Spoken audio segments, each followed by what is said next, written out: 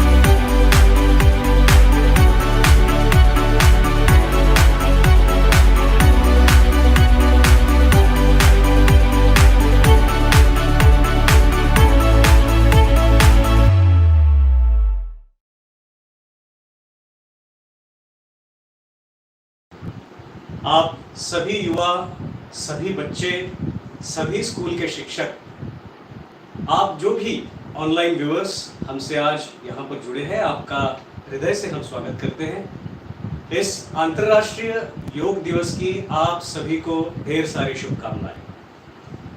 आज का जो दिन है अंतर्राष्ट्रीय योग दिवस, वह आप सभी विद्यार्थियों के लिए, आप सभी युवकों के लिए, आप सभी शिक्षकों के लिए एक विशेष अभिनंदन का दिन है, क्योंकि ये आज आप लोगों के उत्साह का, आपकी उमंग का, आपके उल्लास का, आपकी चैतन्य शक्ति का दिन है।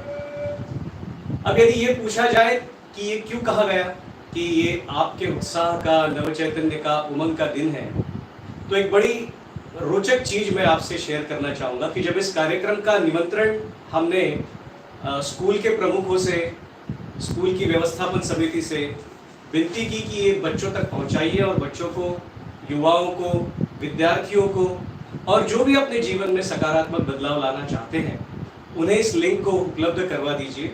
तो बड़े हर्षोल्लास के साथ कई सारे शिक्षक, कई स्कूल के प्रमुख और इवन शिक्षक क्षेत्र के, शिक्षा क्षेत्र के कुछ गवर्नमेंट एम्प्लॉइज, शिक्षणाधिकारी, इन सब लोगों ने बड़ी सहृदयता से हमें सहयोग किया और आप सभी युवाओं तक, आप बच्चों तक, आप शिक्षकों तक इन सारी ऑनलाइन लिंक्स को पहुंचाने के लिए हमारी बहुत मदद की है। मैं उन सभी को हृदय से इस सत्र के माध्यम से धन्यवाद देता हूं और इस सत्र में उन्हें हृदयपूर्वक आमंत्रित करता हूं। एक और चीज जिसके लिए यह दिन आप युवाओं और विद्यार्थियों के हर्षोल्लास के और उमंग का दिन कहा जाएगा, क्योंकि इतिहास में हमने ऐसे कई उदाहरण देखे हैं कि कई महान जितने व्यक्तित्व इतिहास में हुए हैं और अभी वर्तमान में भी जो कई लेजेंडरी पर्सनालिटीज हम लोग देखते हैं, उन सभी के पर्सनालिटीज का जो महानता है, उनके पर्सनालिटीज में जो ऐतिहासिक चीज है, वो उनकी बाल्यावस्था और वो उनकी युवावस्था में ही दिखने लग जाती है और तभी जमाने ने, इस संसार ने उनकी इस महानता को परिचय किया और फिर उनका गुणगान किया। इतिहास की यदि हम कुछ उदाहरण देखें तो आप झांसी की रानी लक्ष्मीबाई का उदाहरण ले लीजिए, आप छत्रपति शिवाजी महाराज का उदाहरण ले लीजिए, आप संत ज्ञानेश्वर जी का उदाहरण ले लीजिए, या वर्तमान काल में यदि देखें तो हमारे क्रिकेट सम्राट सचिन तेंदुलकर, ग्रैंड मास्टर विश्वनाथन आनंद और फिलहाल में भारतीय क्रिकेट टीम के कप्तान विराट कोहली और ऐसे कई अनगिनत उदाहरण हैं जो ऐतिहासिक कार्य तो कर रहे हैं, पर उनका यह ऐतिहासिक महत्व उन्होंने अपनी बाल्यावस्था और अपनी युवावस्था में ही सबको समझाकर बताया है। और ये सभी लोग इस देश की, इस संस्कृति की, इस मिट्टी का एक गोल्डन एसेट है। हम लोग तो ये कहेंगे कि आज आप सभी लोग जो इस प्रोग्राम को ऑनलाइन देख रहे हैं, इस कार्यक्रम का हिस्सा बनना चाहते हैं, आप सभी भी इस देश का, इस संस्कृति का एक बहुत इनवैल्यूएबल एसेट है, गोल्डन एसेट है। ये मैं क्यों कह रहा हूं? क्योंकि ये जो सारे ऐतिहासिक कैरेक्टर हो गए, ये जो सारे ऐतिहासिक पात्र जिनके बारे में मैंने आपसे चर्चा करी, इन सभी व्यक्तियों ने उनके अंदर की जो ऊर्जा थी, उनके अंदर की जो शक्ति थी, उनके अंदर जो एनर्जी थी, उस एनर्जी को अपनी बाल्यावस्था में, अपनी युवावस्था में ही पहचाना, उसे उन्होंने एक्सप्लोर किया, उसे फोकस किया और फिर उसी को कैपिटलाइज करके अपने डे टू डे लाइफ में उसका उपयोग किया। या यूं कह सकते हैं कि उन्होंने अपनी संपूर्ण शक्तियों का अपने जीवन में योग हासिल किया, अपने संपूर्ण शक्तियों से उन्होंने अपना योग किया और फिर उसे अपने डेली लाइफ में, अपने रूटीन लाइफ में प्रतिबिंबित किया। आप लोग भी ऐसा कर सकते हैं, निश्चित ही आप सब लोग ऐसा कर सकते हैं। और मैं तो यह आपको आश्वस्त करना चाहता हूं कि यदि आज के इस सत्र को आप पूरे तरीके से देखते हैं, आप एंड तक इस वीडियो को देखते हैं और हमारे साथ इस ध्यान की अनुभूति लेते हैं, क्योंकि इस सत्र में हम दोनों करवाएंगे। पहले तो ध्यान के ऊपर, योग के ऊपर चर्चा करेंगे, उसके बाद में एक छोटा सा ध्यान का अनुभव लेंगे। उस ध्यान के अंत में आप पाएंगे कि आप अपने आप से एक रूप हो गए, आप अपने आप से, अपनी शक्तियों में आप एक रूप हो गए और आप पूरे तरीके से स्थिर हो गए।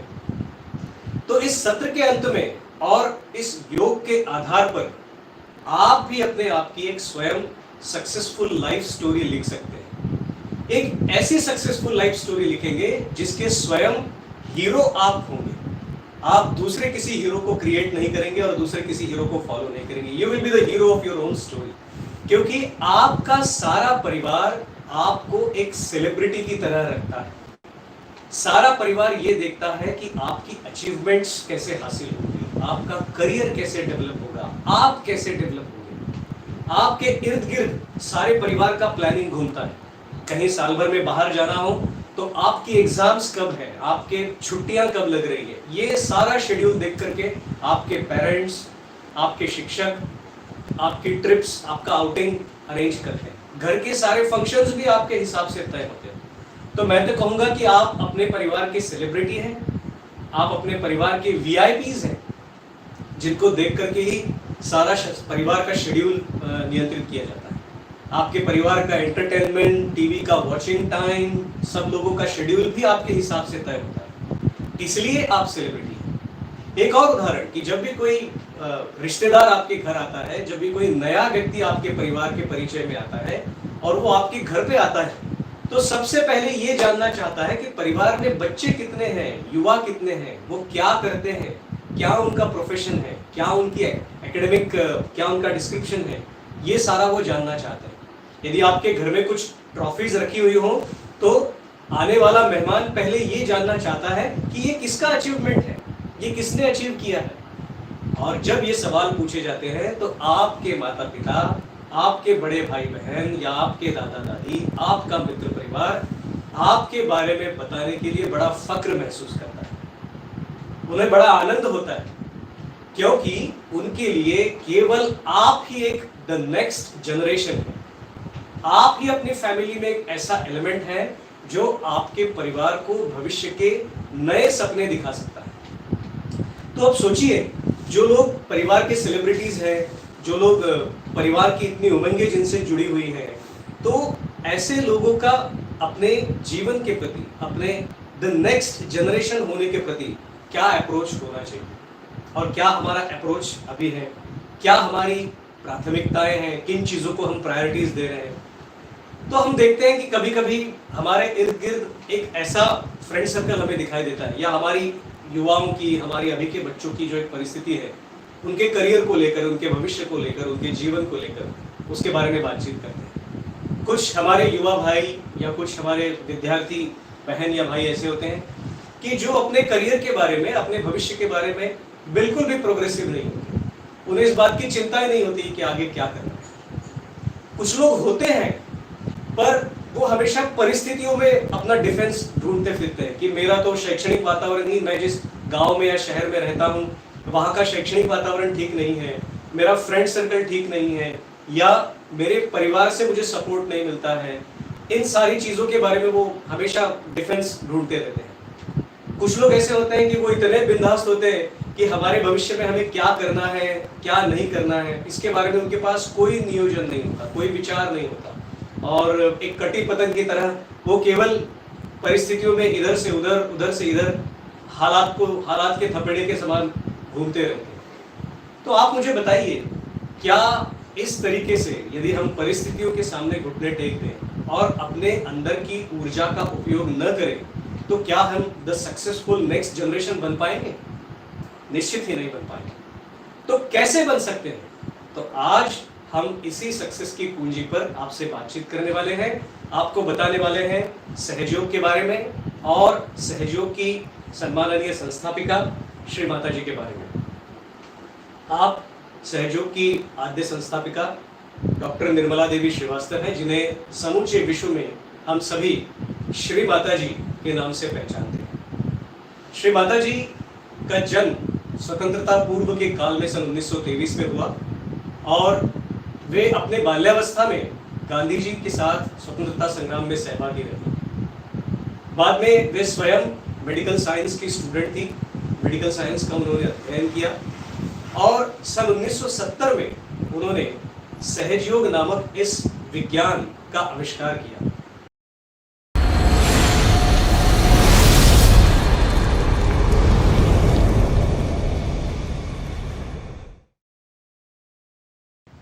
आप सभी बच्चों से मेरी विनती है कि आप लोगों ने, आप सभी युवाओं से मेरी विनती है, सभी बहनों से, सभी शिक्षकों से मेरी विनती है कि आपने निश्चित ही ह्यूमन एनाटॉमी सब्जेक्ट अपने स्कूल में पढ़ाया होगा। तो आज उसी ह्यूमन एनाटॉमी का कुछ पार्ट हम इस चित्र में देखने वाले हैं। आप ध्यानपूर्वक पहले इस चित्र को देख लें, इसे समझें और बाद में हम बहुत छोटा सा एक ध्यान का अनुभव लेंगे। जल्दी से मैं इस चार्ट के बारे में आपको समझाता हूं और उसके पश्चात हम ध्यान की ओर बढ़ेंगे। तो आप इस चार्ट में जो देख रहे हैं, जिस प्रकार हम जमीन पर बैठते हैं आराम से अपने दोनों हाथ खोल करके, उस प्रकार हाथ खोल करके इस चित्र में आपको ये डायग्राम दिखाई दिया है। ये जो चित्र है ये हमारी ही सेंट्रल नर्वस सिस्टम माने मध्य नाड़ी तंत्र का हिस्सा इस चित्र में दिखाया गया है। इस मध्य नाड़ी तंत्र के हमारे शरीर में मुख्यतः दो भाग होते हैं। बच्चों ध्यान से सुनिएगा। एक तो सिंपैथेटिक नर्वस सिस्टम जो इस डायग्राम में दिखाया गया है, एक होता है ऑटोनोमस नर्वस सिस्टम। ये ऑटोनोमस नर्वस सिस्टम हमारे हार्ट के फंक्शन को संभालता है और सिंपैथेटिक नर्वस सिस्टम इस चित्र में जो दिखाया गया है, इसे फर्दर बाइफरकेशन यदि हम करें तो ये जो लेफ्ट साइड की चैनल आपको दिखाई दे रही है, मेडिकल साइंस में या ह्यूमन एनाटॉमी में इसे लेफ्ट सिंपैथेटिक नर्वस सिस्टम कहते हैं। जो राइट की ओर दिखाई दे रही है येलो कलर में, इसे राइट सिंपैथेटिक नर्वस सिस्टम कहते हैं। अब योग में इन नाड़ी तंत्र का अलग अलग नाम है और उसके डिफरेंट फंक्शंस हैं। जिस प्रकार हमारे शरीर में नाड़ियां होती हैं और शरीर के अलग अलग अवयवों को संभालने के लिए नाड़ियों के गुच्छे होते हैं, तो ये जो नाड़ी हमारे अंदर है इस लेफ्ट सिंपैथेटिक नर्वस सिस्टम को कहते हैं ईड़ा नाड़ी। क्या कहते हैं? ईड़ा नाड़ी। ये ईड़ा नाड़ी क्या करती है? ये हमारी विल पावर से रिलेटेड है, हमारी इच्छा शक्ति से रिलेटेड है। जब तक हमारे अंदर ये नाड़ी संतुलित होती है, ऊर्जावान होती है, गतिशील होती है, हमारे अंदर मजबूत इच्छा शक्ति बनी रहती है। और यदि ये नाड़ी हम निरंतर ध्यान के माध्यम से यदि हम इसको बैलेंस रखते हैं, स्वच्छ रखते हैं, शुद्ध रखते हैं, तो हमारे पूरे करियर में हम कभी भी इच्छा शक्ति की कमी हमें नहीं, हम इच्छा शक्ति से भरपूर होते हैं। जब ये शक्ति हमारे अंदर क्षीण हो जाती है तभी हम अपनी इच्छा शक्ति को या विल पावर को खो बैठते हैं। तो हम सभी चाहेंगे कि हम सदैव हमारी विल पावर को स्ट्रांग रखें। जिस प्रकार ये हमारी इच्छा शक्ति या हमारी विल पावर को संभालता है, उस प्रकार ये जो राइट साइड की नाड़ी है, राइट सिंपैथेटिक नर्वस सिस्टम, इसे कहते हैं पिंगला नाड़ी। ये आपकी कार्य शक्ति को संभालता है। ये इच्छा शक्ति माने विल पावर, ये कार्य शक्ति माने उस विल पर आप जो वर्कआउट करेंगे उस कार्य शक्ति को। ये राइट साइड जो हम सोचते हैं, पढ़ते हैं, याद करते हैं या जितने भी हम मेंटल काम करते हैं, उन सारे मेंटल फंक्शंस को इस राइट साइड से चैनलाइज किया जाता है। जो लोग इस राइट साइड का नहीं रख पाते हैं, जो लोग इस राइट साइड का बैलेंस खो बैठते हैं, वो लोग स्वभाव से बहुत आक्रामक होते हैं, बड़े अस्थिर होते हैं। आपने शायद शिक्षकों ने या आप युवाओं ने भी देखा होगा कि कुछ बच्चे, कुछ युवा बहुत अस्थिर होते हैं। वो किसी चीज पर कुछ समय के लिए कॉन्सेंट्रेट ही नहीं कर पाते। थोड़ी देर बैठेंगे, फिर उधर भागेंगे, इधर भागेंगे। और आजकल कई सारे डिवाइसेस भी हमारे पास में ऐसे हैं कि हमें बार बार इधर से उधर भागने के लिए मजबूर कर देते हैं। तो हमारे अस्थिरता हमारे अंदर, यदि ये ऊर्जा चैनल हमारे अंदर अस्थिर हो जाता है तो आती है। अब ये जो बीच का चैनल आपको दिख रहा है, this is the channel of striking the balance, क्योंकि इसे कहा जाता है पैरासिम्पैथेटिक नर्वस सिस्टम या सुषुम्ना नाड़ी। ये नाड़ी क्या करती है? हमारी विल पावर और हमारी acting upon the will power, इन दोनों फंक्शंस को बैलेंस करने का काम ये बीच का चैनल करता है, जिसे पैरासिम्पैथेटिक नर्वस सिस्टम या सुषुम्ना नाड़ी कहा जाता है। एक और इंपॉर्टेंट चीज, आप इस सुषुम्ना नाड़ी पर ये कुछ फ्लावर जैसे डायग्राम्स देख रहे हैं। ये क्या है? तो हमारे शरीर में जहां जहां पर जो जो शारीरिक अवयव है, जैसे यहाँ शरीर का मलमूत्र बाहर निकालने वाले अवयव हैं, यहाँ हमारा लीवर है, ये पेट का फंक्शन है, ये हमारा हार्ट है, ये हमारा ईयर नोज एंड थ्रोट है, ये आईज है, ब्रेन है, this is the last portion of the brain. तो इन सारे शारीरिक अवयवों का कामकाज संभालने के लिए, उसे ठीक से नियंत्रित करने के लिए, संचालित करने के लिए, बैलेंस करने के लिए कुछ नाड़ियों के गुच्छे हमारे अंदर होते हैं, जिसे मेडिकल साइंस में प्लेक्सस कहते हैं। क्या कहते हैं? प्लेक्सस। अब इन सातों, ये जो 7 मुख्य प्लेक्सस हमारे शरीर में है, इन सातों प्लेक्सस को ये कहा जा सकता है कि ये एनर्जी के स्टोर हाउस है हमारे अंदर। इनमें बड़ी सुंदर एनर्जी छिपी हुई है, जो हमारे पढ़ाई में, हमारे करियर में, हमारी पर्सनालिटी में कई सारी पॉजिटिव चीजें भर सकती है। आइए जानते हैं कौन से हैं। ये पहला जो एनर्जी सेंटर है, इस पहले एनर्जी सेंटर को मूलाधार चक्र कहते हैं, मेडिकल साइंस में इसे पेल्विक प्लेक्सस कहते हैं। ये हमारी स्मरण शक्ति का, या हमारे अंदर जो ग्रास्पिंग पावर है, उस ग्रास्पिंग का पावर का सारा कारोबार इस मूलाधार चक्र से चलता है। इसका एक और काम है, हमारे अंदर जो स्मरण शक्ति होती है और जिसे कह सकते हैं आकलन शक्ति हमारे अंदर जो होती है, वो इस मूलाधार चक्र से रेगुलेट होती है। जिन लोगों का ध्यान के कारण ये चक्र शुद्ध हो जाता है, उनकी स्मरण शक्ति, उनकी आकलन शक्ति बड़ी मजबूत होती है। इसलिए आपने इतिहास में कई उदाहरण देखे होंगे कि कुछ संतों के, ऋषि मुनियों के ध्यान की शक्ति के कारण उनका मूलाधार चक्र शुद्ध और मजबूत होता है और उनकी स्मरण शक्ति बड़ी मजबूत होती है। उसके ऊपर जो दूसरा चक्र है, इसे स्वादिष्ठान चक्र कहते हैं, मेडिकल साइंस में इसे आउटिक प्लेक्सस कहते हैं। ये हमारे चित्त को, हमारे अटेंशन को, हमारे कंसंट्रेशन को एक जगह रखने का काम करता है। बार बार जो हमारा अटेंशन इधर से उधर, यदि क्लासरूम में बैठे हैं तो बैठेंगे क्लासरूम में, देखेंगे ब्लैक बोर्ड पर, मगर मन कहीं और भागता है।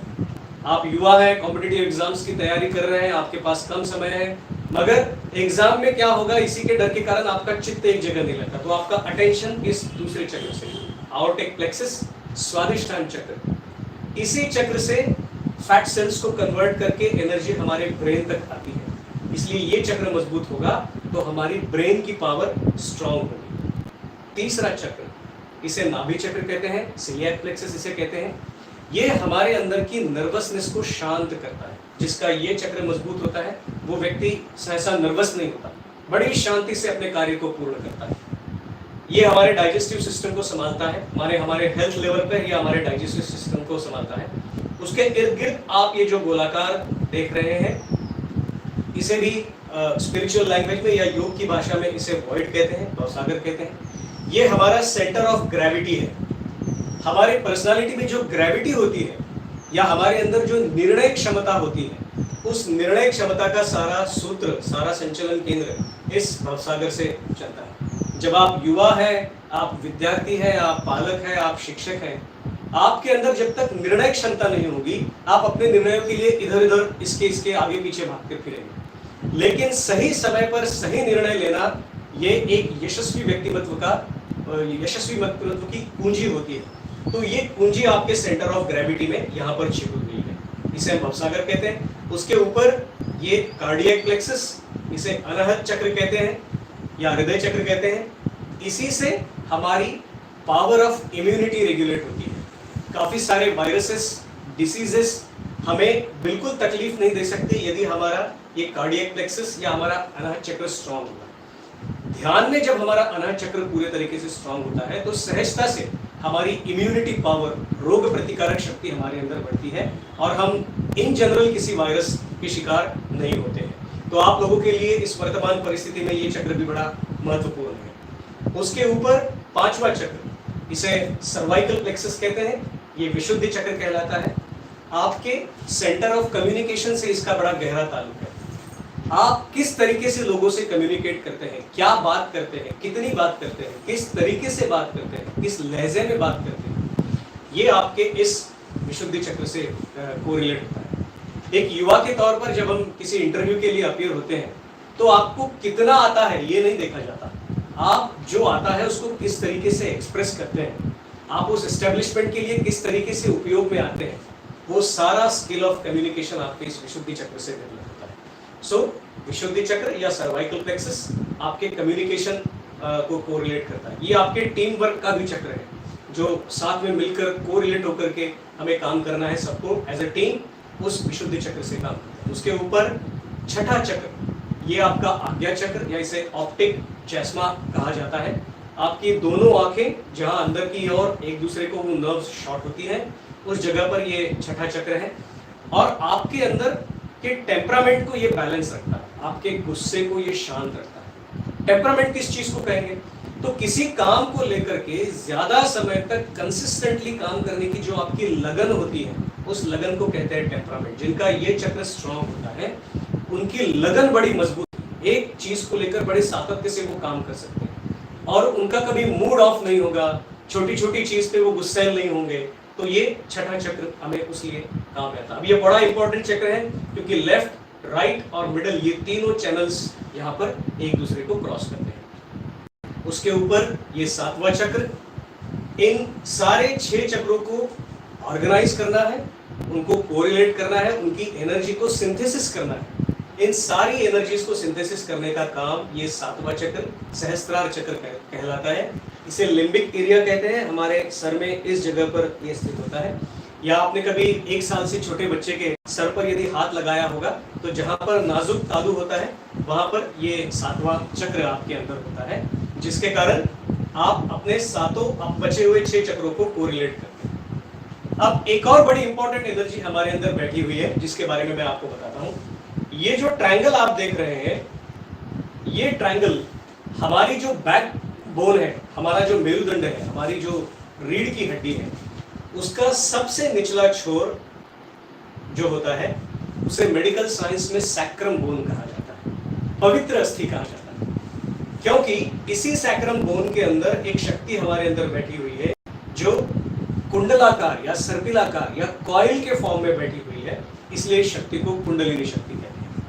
जब हम ध्यान करते हैं तब ध्यान की अवस्था में ये शक्ति ऊर्ध्वगामी होकर माने ऊपर की ओर चल करके इन सारे 6 चक्रों को ये ऑर्गेनाइज करती है, उसकी एनर्जी को प्यूरिफाई करती है, एनर्जी को खोलती है और उस एनर्जी को हमारी पर्सनालिटी में, हमारे स्वभाव में उसको रिफ्लेक्ट करती है, जिससे हमारा शारीरिक स्वास्थ्य, हमारा मानसिक स्वास्थ्य, हमारी बौद्धिक शक्ति, हमारी वैचारिक शक्ति, हमारा पावर ऑफ एक्सप्रेशन, ये सारा ऑर्गेनाइज होता है।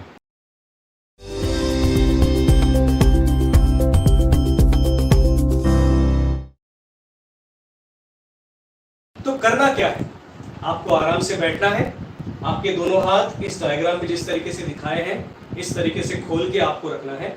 कई बार जब हम ध्यान करते हैं तो हम इस तरीके से या इस तरीके से या इस तरीके से करते हैं, कृपया ऐसा न करें, हाथों को खोल के रखें क्योंकि ये सारे एनर्जी पॉइंट्स आपके खुले रहेंगे तो एनर्जी का फ्लो आपके अंदर चलता हुआ आपको महसूस होगा। आराम से दोनों हाथ खोल लें, अपनी गोद में रख लें, जहां तक पॉसिबल हो सीधे बैठ जाएं और सारी स्टेप्स को ध्यान से सुनें। तो हम क्या करेंगे, सबसे पहले हम ब्रीदिंग एक्सरसाइज करेंगे।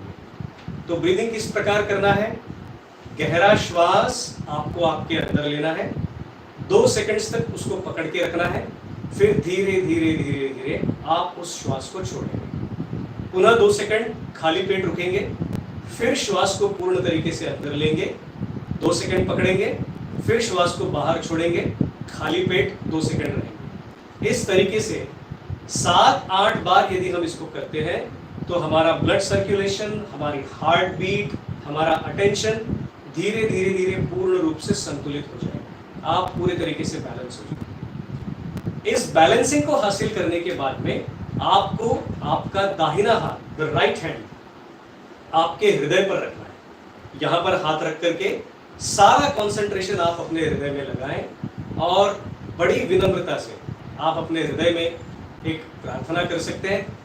आप जिस भी स्वरूप में परमात्मा को मानते हैं तो आप, और यहाँ जो शक्ति है वो मातृ रूपेण है, तो आप माँ के फॉर्म में भी इस शक्ति का आह्वान कर सकते हैं और आप ये कह सकते हैं कि हे परमेश्वरी माँ, हमारे हृदय में आ जाइए। या यहाँ पर श्री माता जी भी सहयोग के विज्ञान की आद्य संस्थापिका के स्वरूप में विद्यमान है।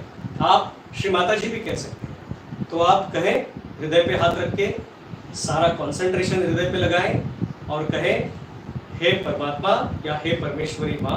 पहले आप देख लें फिर इसे करें। हे परमेश्वरी माँ या श्री माता जी, हमारे हृदय में पधारिए। इस प्रार्थना को आप कहेंगे। साथ में ही कुछ बड़ी सरल सरल हिंदी भाषा में सिंपल वाक्यों में कुछ प्रार्थनाएं मैं आपको बताऊंगा। आप उसे सुने, समझें और करें। जल्दबाजी न करें, आराम से करें। इसके पश्चात इसी हाथ को उठा करके हाथ की हथेली को आपको पूर्ण रूप से आपके माथे पर इस प्रकार रखना है। हल्के से दबाना है, जैसे हम सर दर्द करता है तब दबाते हैं। गर्दन को आगे की ओर झुकाना है। इसके द्वारा हम क्या करेंगे? पहले तो हमने हमारे हृदय के अंदर जो ऊर्जा केंद्र है उसे प्रवाहित किया। अब हमारे मस्तिष्क के ऊर्जा केंद्र को हम प्रवाहित कर रहे हैं, शुरू कर रहे हैं। गर्दन को थोड़ा आगे की ओर झुकाएं। यहाँ पर एक बड़ी सरल प्रार्थना हम कहेंगे कि हे परमेश्वरी माँ, हमने सबको क्षमा कर दिया। या श्री माता जी, मैंने सबको क्षमा कर दिया। एक और प्रार्थना कहेंगे कि हे परमेश्वरी माँ, मैंने स्वयं को भी क्षमा कर दिया। या कह सकते हैं, श्री माता जी, मैंने स्वयं को भी क्षमा कर दिया। अब अंत में हाथ को उठा करके पांचों उंगलियों को इस तरीके से तान लेंगे। हाथ की जो हथेली है, इस हथेली को आपके तालू भाग पर रखेंगे, हल्के से दबाएंगे और धीरे धीरे क्लॉकवाइज, घड़ी के कांटों की दिशा में क्लॉकवाइज 7 टाइम्स इसे गोल गोल घुमाएंगे। 7 टाइम्स। आपको गिनने की जरूरत नहीं है, ये स्पॉन्टेनियसली चलता रहेगा, पर आप इसे धीरे धीरे गोल गोल घुमाएं और साथ में प्रार्थना कहें कि श्री माता जी, मुझे ध्यान में उतार दीजिए। या श्री माता जी, मुझे मेरा योग प्रदान कीजिए। बड़ी सरल प्रार्थना है। इसे घुमाते जाएंगे और प्रार्थना करते जाएंगे कि श्री माता जी, मुझे मेरा योग प्रदान कर दीजिए, मुझे ध्यान में उतार दीजिए। बड़ी सरल प्रार्थना है। मैं फिर से एक बार रिपीट करता हूं।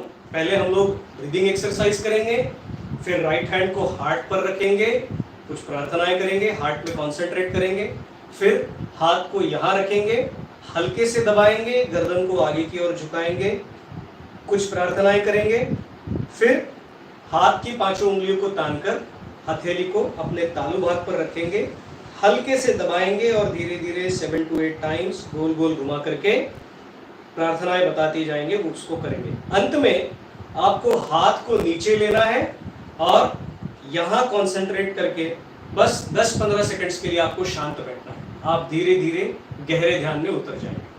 अंत में जब आपको कहा जाएगा, तब आप अपना हाथ माथे से ऊपर 1 इंच थोड़ा सा पकड़ के देखें कि क्या आपको क्या अनुभूति होती है। अंत में जब मैं आपसे कहूंगा तो दोनों हाथों को सीधा ऊपर ऐसे भी उठाएं और आपके पांच में आपको क्या फीलिंग आता है, इसको भी आप चेक करें। पर अब ये सारी जो क्रिया हम करेंगे वो आंखें बंद करके करेंगे, क्योंकि आंखें खुली रखेंगे तो आप मेरी तरफ देखेंगे, आप इधर उधर देखेंगे, आपका अटेंशन इधर उधर घूमते जाएगा।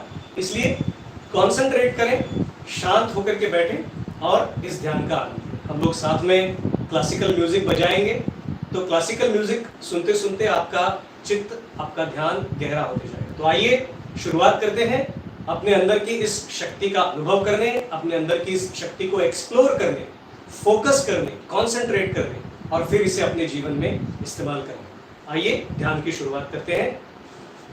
दोनों हाथ खोल लीजिए, आराम से बैठ जाइए।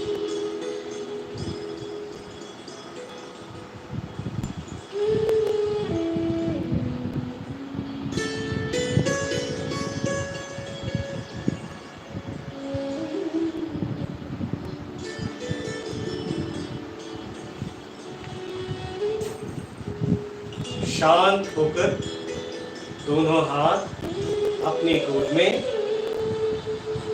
पांचों उंगलियां हाथ की खुली हुई।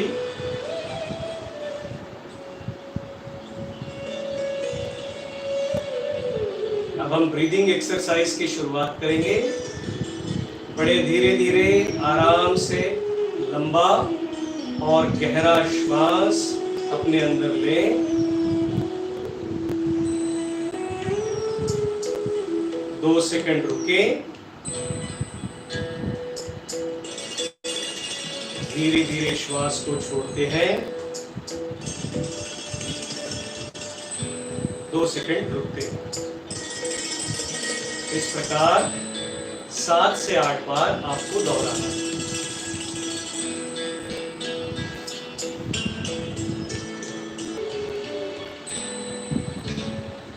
आप सबसे विनती है कि अपने दाहिने हाथ को अपने हृदय पर रखें, on the left side of your heart.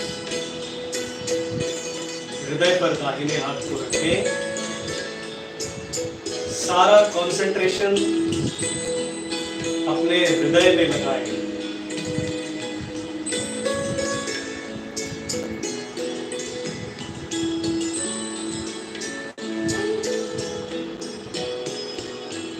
और विनम्रता से प्रार्थना करें, हे परमेश्वरी माँ, मैं एक शुद्ध आत्मा हूँ। कृपया मेरे हृदय में पधारिए।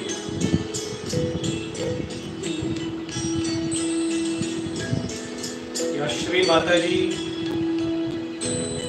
मैं एक शुद्ध आत्मा हूँ।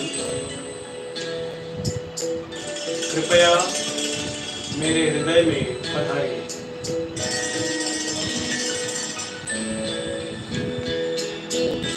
इस प्रार्थना को बड़े आराम से, सुकून से आप 10-12 बार करें। गिने नहीं, बस आराम से, सुकून से इसे कहते रहिए।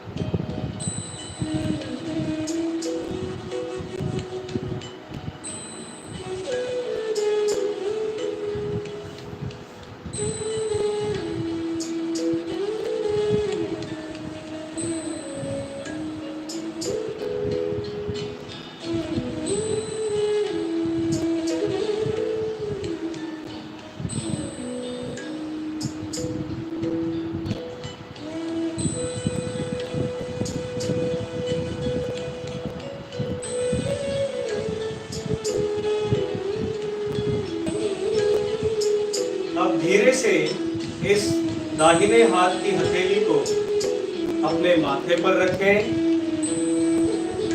माथे को दाहिने हाथ से हल्के से दबाएं और माथे को आगे की ओर या गर्दन को आगे की ओर आराम से झुका लें।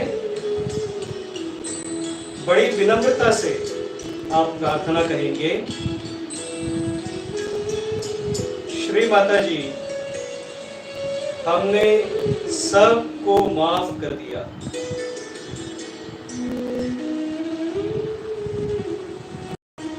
श्री माता जी, हमने सबको माफ कर दिया। अब सोचे नहीं किसको माफ कर रहे हैं या नहीं कर रहे हैं, बस विनम्रता से एक साथ कह दें कि श्री माता जी, हमने सबको माफ कर दिया। एक और प्रार्थना कहें, श्री माता जी, हमने स्वयं को भी माफ कर दिया।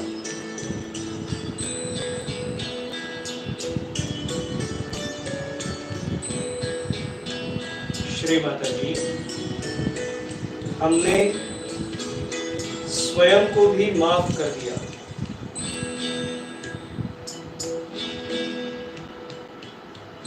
अभी गर्दन को झुका हुआ ही रखें और दाहिने हाथ की हथेली को थोड़ा सा स्ट्रेच करें, सीधा करें।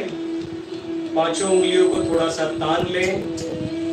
हाथ की हथेली को अपने तालू भाग पे सर के ऊपर रख लें, हल्के से दबा लें और गर्दन को झुका करके यहाँ पर जैसे पहले बताया गया था वैसे धीरे धीरे धीरे 7 से 8 बार क्लॉकवाइज डायरेक्शन में हाथ को दबा करके घुमाएं, ताकि आपके हाथ की हथेली से तालू भाग की चमड़ी धीरे धीरे घूमे। और घुमाते वक्त प्रार्थना कहें 7 से 8 बार, गिने नहीं, बस कहते जाएं। प्रार्थना है, श्री माता जी मुझे मेरा योग प्रदान कर दीजिए, या हे परमेश्वरी माँ हमें हमारा योग प्रदान कर दीजिए।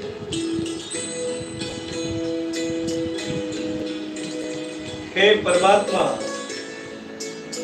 हे परमेश्वरी माँ हमें हमारा योग प्रदान कर दीजिए। हे परमेश्वरी माँ हमें हमारा योग प्रदान कर दीजिए। अब कृपया आंखें नहीं खोलें, आंखें बंद रखें। दाहिना हाथ वापस गोद में ले लें, शांत होकर बैठ जाएं और अपने अटेंशन को, कंसंट्रेशन को जहां हमने हाथ रखा था बस वहां हल्का ही से रखें, जोर जबरदस्ती न करें।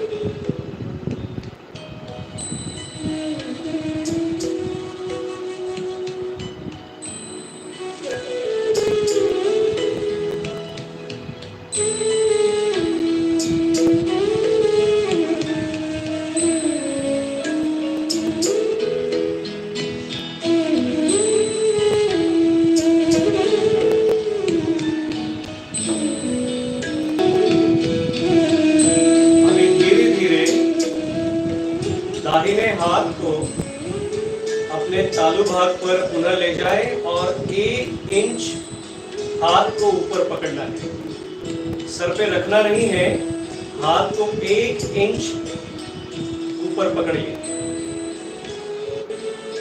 और देखिए कि क्या आपके तालू भाग से निकलती हुई और हाथ में स्पर्श करती हुई हल्की सी ठंडी या हल्की सी गर्म या लुकवार्म हम जिसे कहेंगे, हल्की सी ठंडी या हल्की सी गर्म ऊर्जा की फुहर क्या आपको महसूस होती है? ऊर्जा का फ्लो क्या आपको महसूस हो रहा है? थोड़ा सा देखिए, बड़ा सूक्ष्म ये अनुभव होता है, ध्यान से इसे देखें।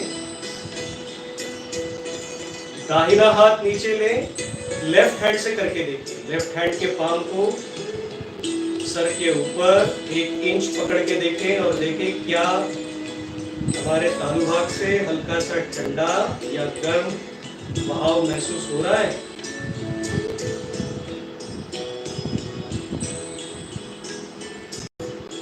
अब दोनों हाथों को सीधे हवा में ऊंचे ऊपर उठाएं, जैसे अंपायर सिक्सर सिग्निफाई करता है उस प्रकार। हाथों की हथेलियां, उंगलियां पूरे तरीके से खुली छोड़ दो और आंखें बंद ही रखें।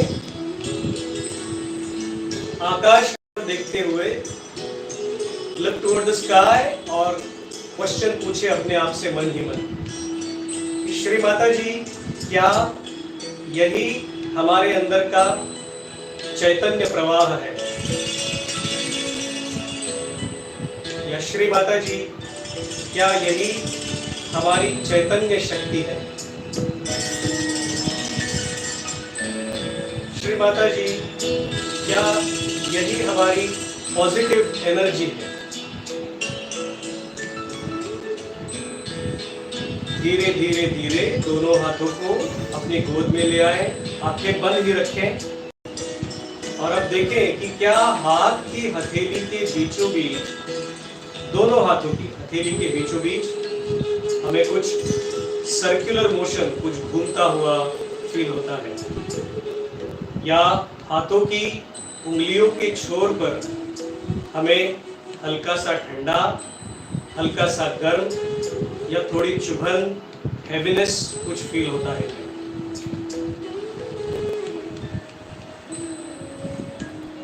अब आराम से दोनों हाथों को जोड़ लें और अपने अंदर बैठे परमात्मा को आप प्रणाम कर लें। आदरपूर्वक श्री माता जी को भी आप प्रणाम कर लें और बड़े धीरे धीरे आराम से आप अपनी आंखें खोल सकते हैं।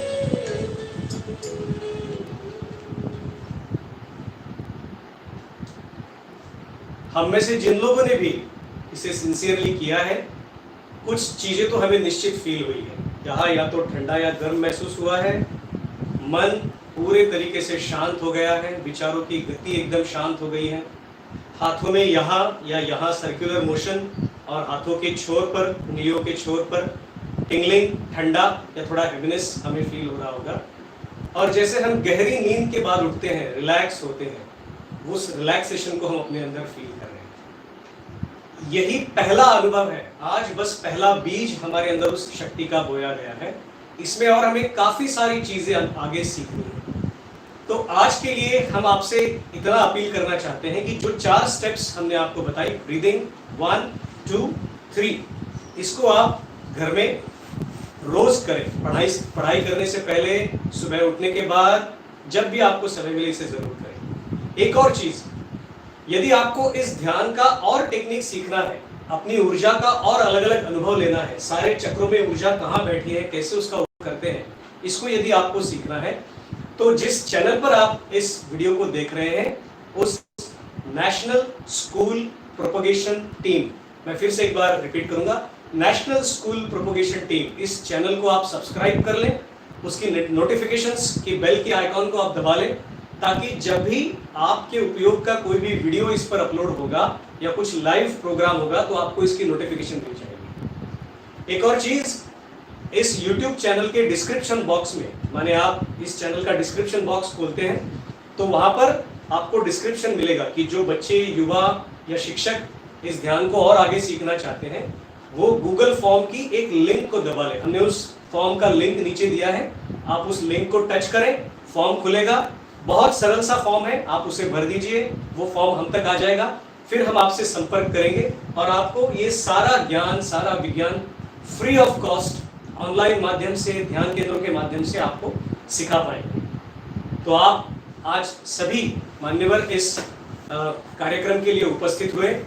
तो सभी स्कूलों के प्रमुख जिन्होंने हमारी विनती का मान रखते हुए आप विद्यार्थियों तक इस लिंक को पहुंचाया, सभी बच्चे, सभी युवा, सभी बहनें जो इस लिंक को अभी देख रहे हैं, सभी टीचर्स अपने बच्चों तक इस लिंक को पहुंचाए हैं, और वह सभी सरकारी अधिकारी, शिक्षणाधिकारी जिन्होंने हमें मदद करी कि ज़्यादा से ज़्यादा बच्चों तक हम इस ध्यान की प्रक्रिया को पहुंचा सके, बच्चों को इसका लाभ दे सके। तो पूरे भारतवर्ष से जो बच्चे, जो युवा इस कार्यक्रम को देख रहे हैं, हृदय से हम उनके आभार व्यक्त करते हैं और आशा करते हैं कि आप आज निश्चित ही नेशनल स्कूल प्रोपगेशन टीम के इस चैनल को सब्सक्राइब करके इस ध्यान की पूरी प्रक्रिया को सीख लेंगे। बहुत बहुत धन्यवाद।